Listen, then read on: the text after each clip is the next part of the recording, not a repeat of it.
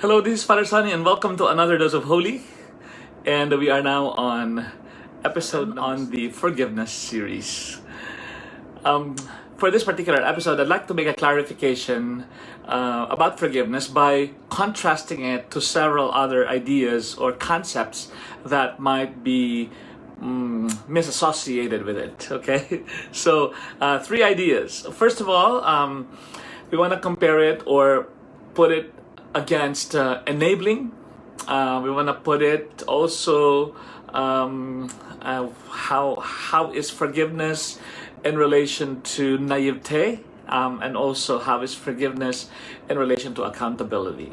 Now, three very important words to understand, to help us understand better what forgiveness is. Let's begin with the enabling. Forgiveness is not enabling. Enabling is when you allow a certain pattern of misbehavior or unhealthy pattern of living, so that you become part of the cause why this person is living the same life or going through the same pathway of unhealthiness that person has. In other words, you become a contributing factor for that person to remain in that situation. And forgiveness is not about saying that what that person is doing is okay. It's not about diminishing the objective, maybe wrongness of the action of a certain person that has caused you pain. And so actually it still stands as true that when an offense is done toward you, you still need to acknowledge that that offense is actually wrong and should never ever be done again. So it's not the same as enabling. Enabling is when you allow the pattern to repeat and repeat and repeat over and over again, and not hold the other person in a way responsible for that. So forgiveness does not mean you're enabling the other person for what that person has done and therefore allowing that person to do it again, and that's also the reason why in another episode we said that forgiveness is not forgetfulness or forgetting, but actually it's continuing to remember the lesson learned, and in order that one may not necessarily allow this person to do that same wrong again. So as far as enabling is concerned, forgiveness is not enabling whatsoever. They're two different concepts, and enabling is actually very unhealthy. The person who enables, the enabler, is equally culpable of the sin as the one who actually committed it. So forgiveness has nothing to do with enabling the person to do the same sin again. Number two, accountability. Naivete. Naivete is a very strong word. In fact, it's a very unflattering word in a sense, because when you say someone is naive, it means that that person has no clue whatsoever, clueless, or maybe even that person is kind of a nincompoop, where that person probably does not even understand at all, has no idea whatsoever about the wrongness of the action, so that that person continues to do the wrong thing that he's doing because the other person has no idea that an offense is already being done. Okay, so forgiveness is not the same as naivete. Naivete is not holding that person accountable because of lack of understanding or knowledge or ability to comprehend the error that's being done, that has been committed.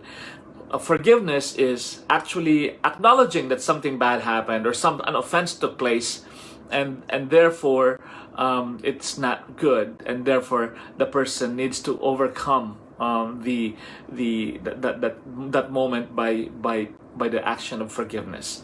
And also therefore the person who was at fault therefore knows to not do the action again, because both of the parties, both the offender and the one who was offended, are aware of the wrongness of the action that took place. So naivete is simply ignorance, that the person maybe does not even know at all that something bad has taken place, and so that person just goes on its merry way, like there's no even need to forgive anything, or there's even no need to to hold anybody accountable, because in the first place that person may not even know to hold anybody accountable or to make an issue about the situation. So forgiveness is not naivete. Naivete comes from ignorance. Forgiveness comes from a total understanding of the gravity of the offense. Right? Finally, accountability. And I think we need to be able to understand in relation to accountability that yes, forgiveness and accountability are connected to each other, because forgiveness does not mean that that person is no longer accountable. Forgiveness means that we understand the offense that was done, and that person can still be held responsible for the consequences of that action. For example, right? You're driving and somebody bumped you from behind, right? Somebody bumped you from behind, and therefore that's the offense of that person that has bumped you from behind, and therefore you can have a very forgiving disposition and say, yeah, I understand, I forgive you, and I'm all right, I'm at peace about this whole thing. It does not mean, however, that that person is no longer to be held accountable for paying the damages that have taken place in your car. That person should still be responsible for repairing the car, for covering whatever the insurance cannot cover or anything like this, as part of the accountability of that person, as part of the person's desire to be at peace with the situation. Therefore, it is not an expectation that the person who forgives has to also shoulder the burden of all the accountability of the consequence of one's faults or offense or error. So again, they are sort of the same. They're sort of connected to each other in a way, but still, forgiveness does not necessarily imply absolute forgiveness of every consequence of a wrong action that was done. So that's just good to clarify all those in order for us to better understand what forgiveness is. If you live fostering forgiveness, if you are a forgiving person, you are in fact very aware, very enlightened, very clear about who's to be responsible, and at the same time also that by virtue of one's forgiveness, that you're able to move forward in peace and not be caught in whatever negative thing that may have taken place in the past. And that's a better thing to do, to remain free from the emotional, spiritual, even physical sort of a possession or consequences of an error that's done for your person. So it's good to be always free in that sense from all of these offenses. So that is the dose of holy today. Continue to pray for forgiveness, especially if you're struggling with it. Pray also for the person that has offended you, in order that you may be able to move more clearly forward in the life, in the economy of forgiveness. My name is Father Sunny, and this is your dose of holy today. God bless you with a happy, holy, and healthy life. Until next time. Bye.